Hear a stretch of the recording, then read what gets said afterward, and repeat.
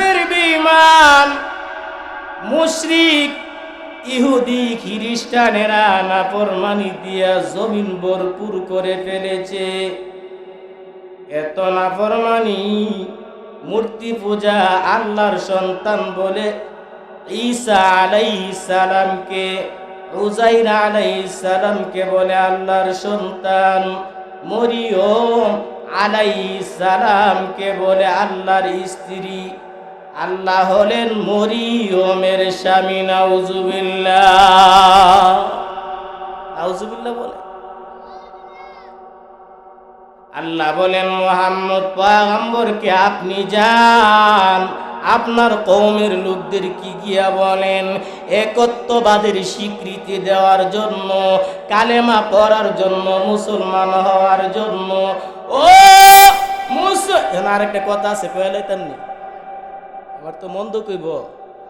আমরা নবীরে আল্লাহ পাঠাইছে কালেমার দাওয়াত দিবার লাগে। কালেমার দাওয়াত সর্বপ্রথম নবীরে বলছে আপনার কওমের লোকদেরকে দাওয়াত দেন। আর আমরা এলাকার হুজুররা ওয়াজ করলে কয় কি ওয়াজ করব, বাড়ির বেড়া। আল্লাহ কইছে কি তার, আপনারা কোন কি? নবীরে কইছে আপনার কওমের লোকদেরকে আগে কালেমার দাওয়াত দেন। ঠিক না বেটি? বেটা হইলে এই কথাটা পাল্টাইলাও না। বলে বাড়ির বেড়া তুমি কি লিখে দাওয়াত লয়ে এসো, পাকিস্তান থেকে হুজুর আইব। ঠিক নেই? আল্লাহর নবীজি সাল্লাল্লাহু আলাইহি ওয়াসাল্লামকে আল্লাহ বলেন আপনি যান কালেমার দাওয়াত দেন। নবী গিয়া বললেন আপনাদের সব মূর্তি পূজাগুলা বাদ দেন, আল্লাহর নামের কালেমা পড়েন, লা ইলাহা ইল্লাল্লাহ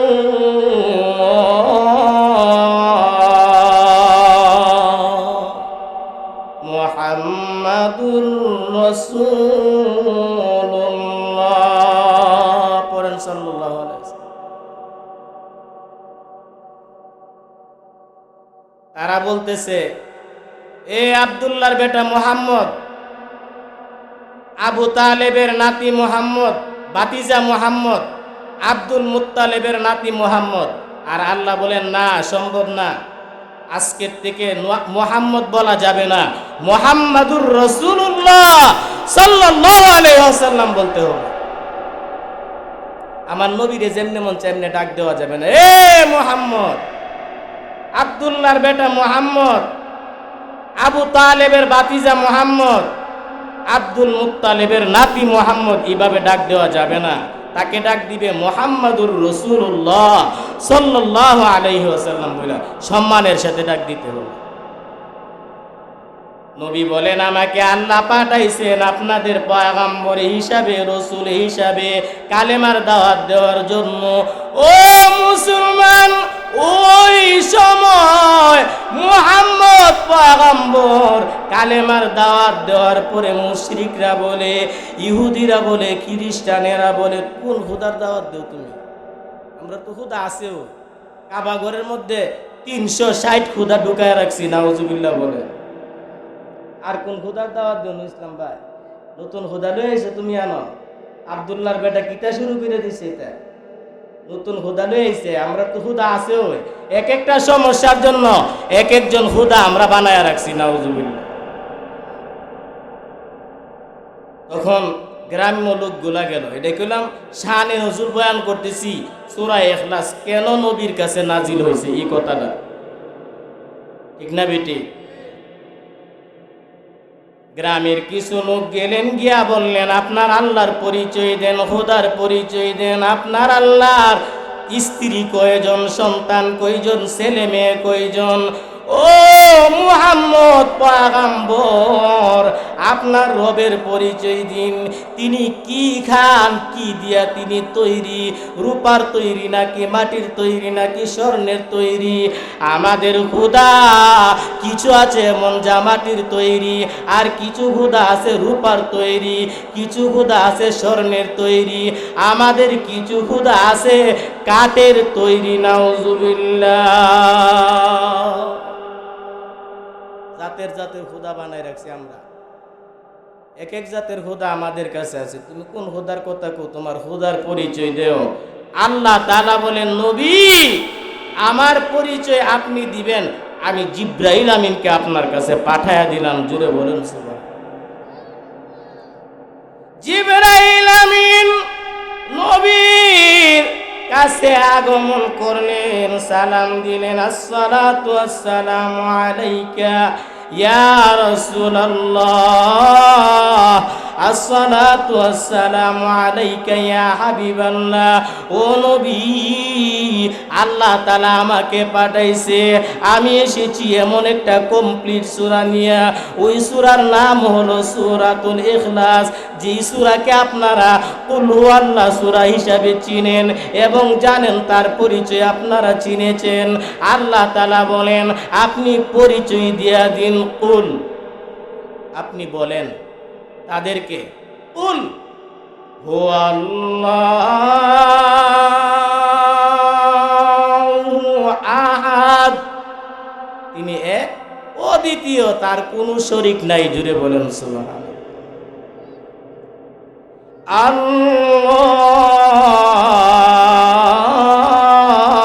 আল্লাহুস সামাদ, তিনি অমুখাপেক্ষী। তোমাদের খুদারে দইরা নেওয়ান লাগে, দইরা তুলন লাগে, আলগিদা নেওয়ান লাগে, তোমাদের খুদারে মুচ্ছা দেওয়ান লাগে, পরিষ্কার করন লাগে। তোমাদের সাহায্য ছাড়া চলতে পারে না। তোমাদের খুদারে মাটি দিয়া তোমরা নিজের হাতে বানাইছো। আর আল্লাহ তাআলা হইলে এমন খুদা, তিনি অদ্বিতীয়, যার কোনো শরীক নাই। তিনি কাহাকেও জন্ম দেন নাই, কাহারও কাছ থেকে তিনি জন্ম নেন নাই। জুড়ে বলেন সুবহান।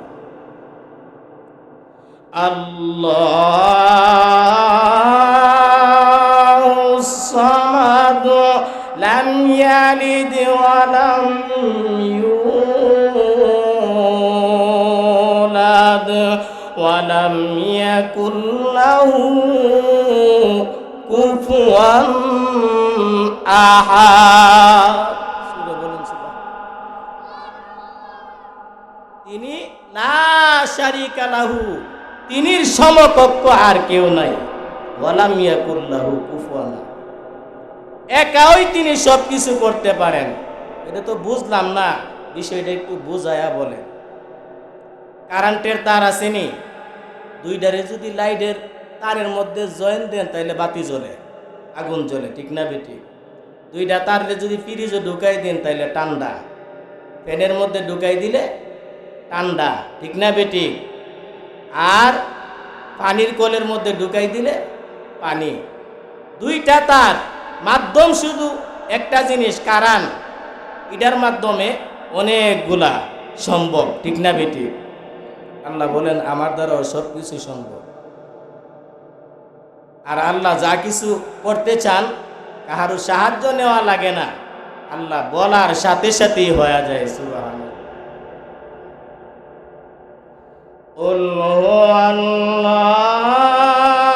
আল্লাহু আহাদ, আল্লাহুস সামাদ, লাম ইয়ালিদ ওয়া লাম ইউলাদ ওয়া লাম ইয়াকুল লাহু কুফুয়ান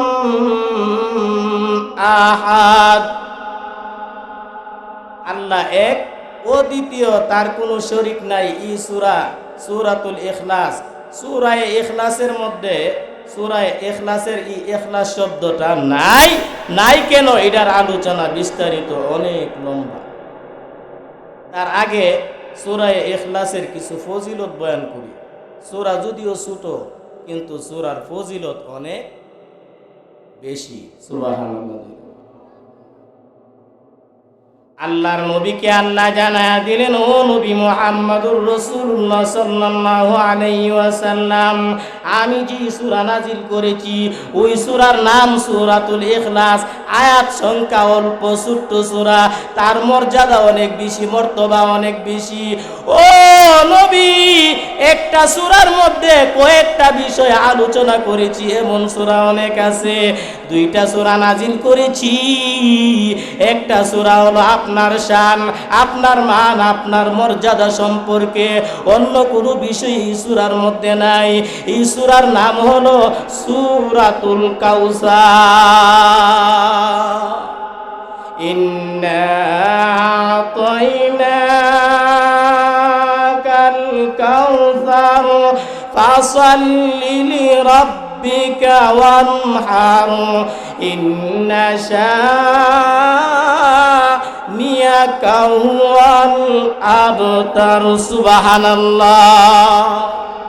এই সূরার মধ্যে যা বয়ান করছে সব নবীর শান, মান, মর্যাদা, আর কোনো বিষয় নাই। জুড়ে বলেন সুবহানাল্লাহ। আর সূরা ইখলাসের মধ্যে আল্লাহর শান, আল্লাহর মান, আল্লাহর মর্যাদা, এই সূরার মধ্যে অন্য কোনো বিষয় নাই। সুবহানাল্লাহ। নবীর কাছে জিবরাইল আমিন আগমন করলেন আর বললেন, ইয়া রাসূলুল্লাহ, ইয়া হাবিবাল্লাহ, মুয়াবিয়া ইবনে মুয়াবিয়া আপনার আদরের একজন সাহাবী ইন্তেকাল করেছে। ও নবী, তার জানাজা আপনি পড়ার জন্য আল্লাহ তাআলা আপনাকে আদেশ করেছে, তার জানাজার নামাজ আপনি আদায় করেন। নবীকে কেমনে, কিভাবে সম্ভব? মুয়াবিয়া হইল প্রায় 60 মাইল দূরে। সুবহানাল্লাহ। 60 মাইল দূরে তারে দেখা জানা, তার জানাজা আমি কিভাবে আদায় করবো, এটা কিভাবে সম্ভব? জিবরাইল আমিন বলেন, আমি নূরের পাখা দিয়ে একটা বাড়ি দিলাম। বাড়ি দেওয়ার সাথে সাথে সমস্ত হেজাব, সমস্ত পর্দা উঠে গেল। মুয়াবিয়ার লাশ নবী এখান থেকে 60 মাইল দূরে স্পষ্ট দেখতে পাইলেন। সুবহানাল্লাহ। ইতিমধ্যেই দেখেন নবীজি সাল্লাল্লাহু আলাইহি ওয়াসাল্লাম, আকাশ কালো হয়ে গেছে, জমিন কালো হয়ে গেছে। নবী বলেন, ও জিবরাইল, সূর্য গ্রহণ লেগে গেল কিনা, অন্ধকার হয়ে গেল কেন, এর কারণ কি? ও মুসলমানের দল, আল্লাহর নবী বলেন, এর একমাত্র কারণ হলো আল্লাহর পক্ষ থেকে ঘোষণা হয়েছে সমস্ত আকাশের ফেরেশতারা মুয়াবিয়ার জানাজার মধ্যে শরীক হওয়ার জন্য সকল ফেরেশতারা নাজিল হয়ে গেছে। তাদের নূরের পাখা মিলা মিলা এমন ভাবে নাজিল হইতে আরম্ভ করেছে, আকাশের সূর্য ডাকনা পড়ে গেছে, সূর্যের আলো দেখা যায় না। নবীজি বলেন, রে জিবরাইল, আমার সাহাবীর তো মর্যাদা কিভাবে বাড়লো, কিভাবে হইল, এর কারণ কি, তার বিবরণ জানতে চায়। আল্লাহর নবীকে ওই সময় জিবরাইল আমিন বলেন, একটাই মাত্র কারণ। সূরাতুল ইখলাস সব সময় তেলাওয়াত করেছে, মোহব্বতের সাথে তেলাওয়াত করেছে। সূরাতুল ইখলাসকে আপনার সাহাবী ভালোবাসে, এর জন্য আল্লাহ তার এত মর্যাদা দান করছে। ঘটনা তো আরো আছে, কইলে তেমনি। কুল হুয়াল্লাহু আহাদ, আল্লাহুস সামাদ, লাম ইয়ালিদ ওয়া লাম ইউলাদ ওয়া লাম ইয়াকুল লাহু কুফুয়ান আহাদ। সুবহানাল্লাহ। নবীজির কাছে জিবরাইল আমিন আসলেন। নবীজির কাছে জিবরাইল আমিন আয়েশা নবীর সামনে নামাজের শুরুতে বসছে। সুবহানাল্লাহ। সালাম দিছে। হযরতে আনাস রাদিয়াল্লাহু তাআলা আনহু, তিনি ছিলেন নবীজির খাদেম, নবীর কাছে কাছে থাকতেন, পাশে পাশে থাকতেন, নবীজির সেবা করতেন। আনাস রাদিয়াল্লাহু তাআলা আনহু বলেন, আমি আমার 2 চোখ দিয়া স্বয়ং দেখছি জিবরাইল আমিন আসছে আর নবীজির সাথে কথা হইতেছে। সুবহানাল্লাহ। জিবরাইল আমিন বলেন, ইয়া রাসূলুল্লাহ, ইয়া হাবিবাল্লাহ, আপনার একজন সাহাবী আসতেছে, তার নাম আবু যর গিফারি। জুড়ে বলেন সুবহানাল্লাহ। তার নাম কি? আবু যর গিফারি রাদিয়াল্লাহু তাআলা আনহু। জিবরাইল আমিনকে দিনের নবী বললেন, ও জিবরাইল, আবু যর গিফারি কি কিভাবে চিনলেন? তার পরিচয় কিভাবে জানলেন? তাকে আপনি কিভাবে চিনেন? জিবরাইল আমিন বলেন, ও নবী, আপনার এই সাহাবীকে আমি সহ শত শত হাজার হাজার লক্ষ লক্ষ কোটি কোটি ফেরেশতারা চিনে। এ নবী, তার এত মর্যাদা, এত সম্মান। ওই যে মুআবিয়া ইবনে মুআবিয়ার জানাজাটা হইছে, হাজার হাজার লক্ষ লক্ষ কোটি কোটি ফেরেশতা আইছে। তখন দেখা গেছে যে তার জানাজা আদায় হয়েছে, নবীজি নিজে আদায় করছে। সম্মান আছে না নাই? আমরা এলাকার যদি কেউ মারা যায়, এমপি সাহেব যদি আয়ে জানাজার যদি শরিক হয়, মন্ত্রী যদি আসে জানাজার যদি শরিক হয়, জানাজা শেষে কিছু মানুষ আইটা যাইতেছে আর কইতেছে, মিয়া আমরা তো তারে চিনছি না, তার দাম আসিন, তারে চিন তো মানুষে, আমরা চিনছি না। এটা বড় দামি মানুষ আছেন, ইমন দাম বাড়ছে, সংসদ থেকে প্রধানমন্ত্রীর সদস্য, মন্ত্রী, এমপি আয়া তার জানাজা পড়ছে, ঠিক না? তার আলোচনা করেনি, তার দাম আছেন। আর আমি মুআবিয়া ইবনে মুআবিয়ার দাম কিমন দুনিয়া এবং আখেরা, মানুষ কুলের, পশু কুলের, পক্ষী কুলের, ফেরেশতা কুলের সব কিছুর মধ্যে তার মর্যাদা সম্মান বাড়ছে সূরা ইখলাসকে মহব্বত করার কারণে, সূরা ইখলাস তেলাওয়াত করার কারণে। জুড়ে বলেন জিবরাইল আমিন বলেন, ও নবী,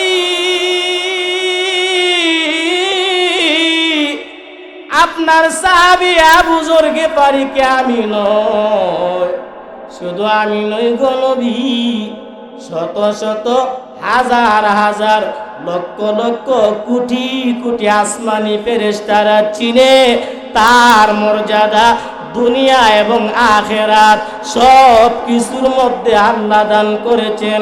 একমাত্র কারণ আবু যর গিফারির মধ্যে অহংকার নাই, তার মধ্যে কিবির নাই, অহংকার নাই, রিয়া নাই, তার দিলটা বড় নরম। আর একটা বিশেষ গুণ হলো আল্লাহকে ভালোবাসে, আল্লাহকে মহব্বত করে, আল্লাহর গুণ কীর্তন বেশি। যে সূরার মধ্যে বয়ান করা হয়েছে ওই সূরার নাম হইল সূরাতুল ইখলাস।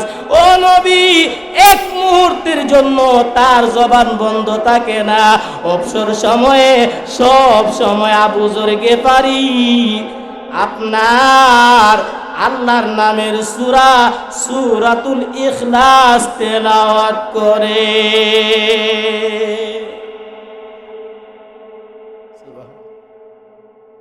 আব্দুল্লাহ ইবনে আব্বাস রাদিয়াল্লাহু তাআলা আনহু ইমামতি করে।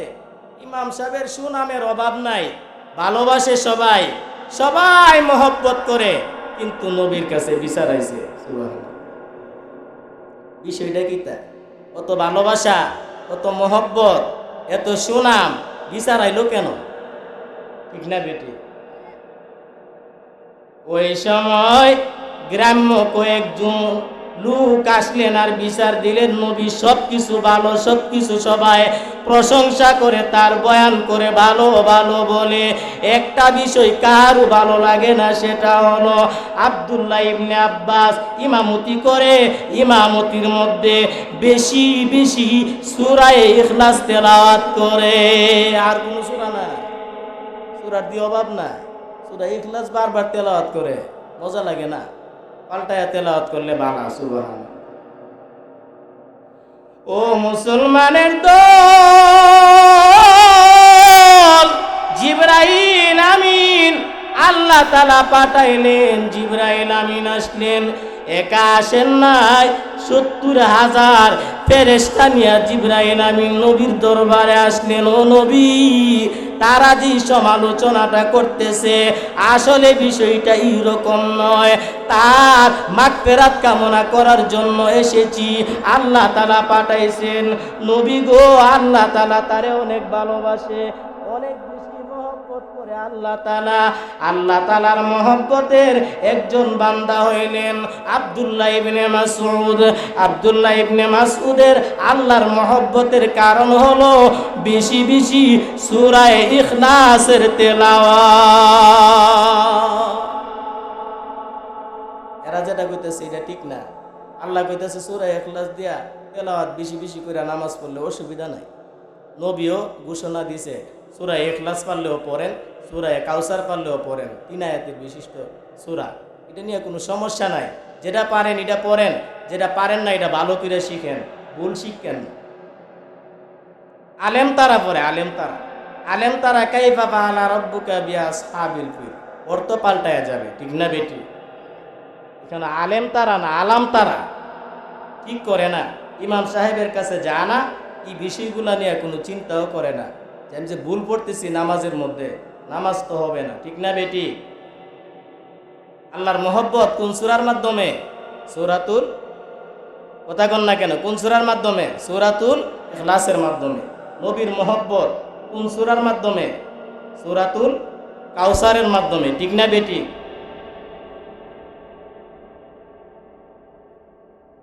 قل هو الله أحد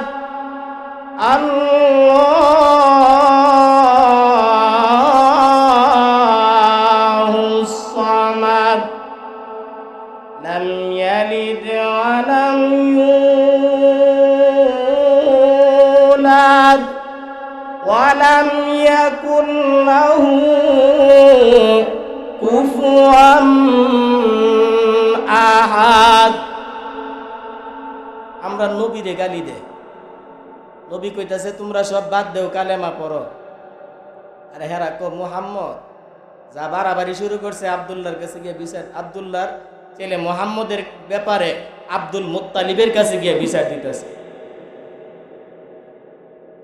আর হেরা যে 33 কোটি দেবদেবীর পূজা করে, কাবা ঘরের মধ্যে 360 মূর্তি রাখছে, একটা দিয়েও কোনো সমস্যার সমাধান হয় না। হেরার সমস্যা লাগিয়ে রয়েছে। এক একটা বিষয়ে এক একটা মূর্তি বানাইছে, নিজের হাতে বানাইছে। আল্লাহ কো সমস্যার সমাধান হইব কেমনে? তোরার মূর্তি হইল মুর্দা আর তোরা হইল জিন্দা। জিন্দা মানুষ মুর্দা বিষয়ে তোরা পূজা করস, উপকার পাইবে কোত্থেকে, ঠিক না বেটি? যেটা নিজের কাজ নিজেই করতে পারে না, কুকুরে প্রস্রাব করে পাওয়ালগি দিয়া মূর্তির উপরে। আবু জাহিল্লা কো শাসা শব্দ আওয়াজ হইতেছে, ঘটনা কিতা? আর প্রস্রাব করি মেদা আওয়াজ হয় মেদা, এটার কারণটা কিতা? মূর্তি তো সে গাছের কোনার মধ্যে, মূর্তির মধ্যে প্রস্রাব করে কুকুরে শাসা শব্দ আওয়াজ। আবু জাহেল প্রস্রাব করে হিয়ানো, ইহানা আওয়াজ হইতেছে, এটার কারণটা কিতা? ওই মূর্তির উপরে প্রস্রাব করতেছে নাউজুবিল্লাহ। তাইলে আল্লাহ তাআলা এমন খোদা যিনি সব কিছু করনেওয়ালা। আল্লাহ বলেন আমার শানে এক সূরা আর নবীর শানে আরেকটা সূরা। সুবহানাল্লাহ। ইন্না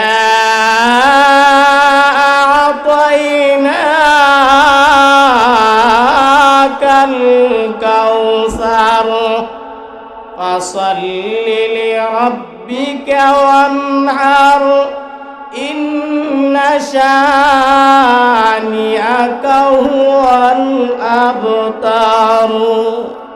আল্লাহর ইবাদত, নবীর মহব্বত আমাদের মুক্তির কারণ, ঠিক না বেঠিক? নবীর মহব্বত থাকতে হবে পুরাপুরি, ছেলে মেয়ের চাইতেও বেশি। আর নবীর মহব্বত থাকতে হবে তোমার স্ত্রীর চাইতেও বেশি, মা বাবার চাইতেও বেশি, আপন মানুষের চাইতেও বেশি। ও মুসলমানেরা, নবী বলেন নিজের জানের চাইতেও আরো বেশি। আল্লাহর মহব্বত আর নবীর মহব্বত আল্লাহর ইবাদত না থাকলে মুক্তি পাওয়ার কোনো সুযোগ নেই, ঠিক না বেটি? তাহলে আল্লাহর পরিচয় এই সূরার মধ্যে আলোচনা করা হয়েছে, তাওহীদ, একত্ববাদ। লা শারীকা লাহু, আল্লাহ ছাড়া আর কেউ দ্বিতীয় নাই, আছে একজন, তিনি হইলেন আল্লাহর ইবাদত, নবীর মহব্বত নিয়া কবরে যাইতে হবে, ঠিক না বেটা? কত মানুষ যে গেছে, আমরা যে চিন্তা করি না এই জিনিস। কত মানুষ চলে গেল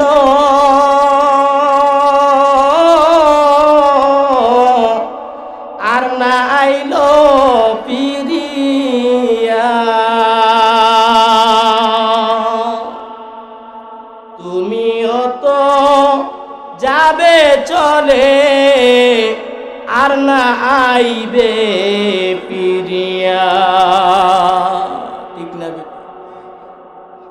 আপন আপন বাবু যাদের,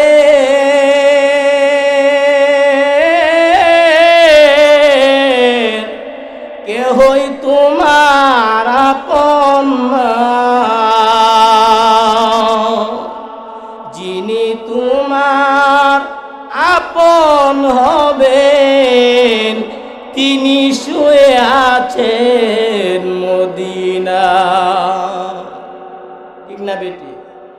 কঠিন হাসরের দিনে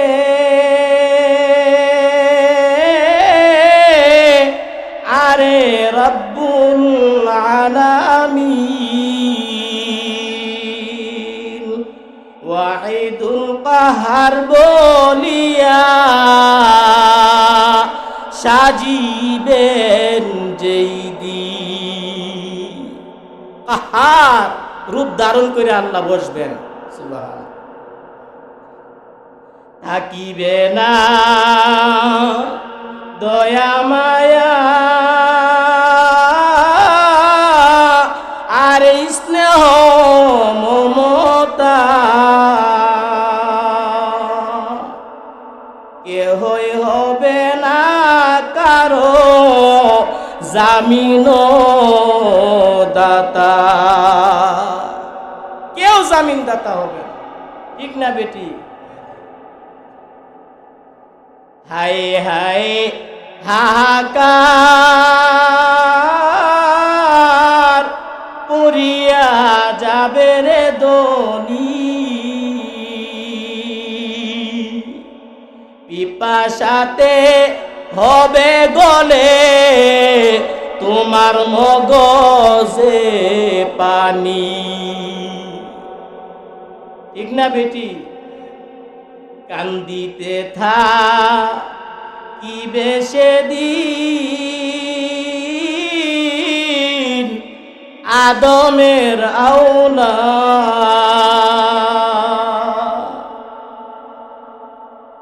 কান্দিতে থাকিবে সেদিন আদমের আওলাদ, কান্দিয়া যা নাইবে তারা তাদের সবার ফরিয়া, পানি পানি করে সেদিন কাঁদবে সকল উম্মত, নিজ হাতে হাউজে কাউসার পান করাইবেন নবী মুহাম্মদ। ও ভাইরা, নবী মুহাম্মদের হাতে হাউজে কাউসার পান করবেন নি আপনারা? কেমনে বাবা? নবী কইব সুহকান সুহকান, দূর হও দূর হও, কারণ নবীর তরিকা নাই তো, নবীর তো চিন্ত না, মাঝখানে পর্দা পড়ে যাবে। আল্লাহ আমাদেরকে হেফাজত করো, নবীর তরিকা মানে। এই ভুল ধারণাটা ছাড়বেন নি আপনারা।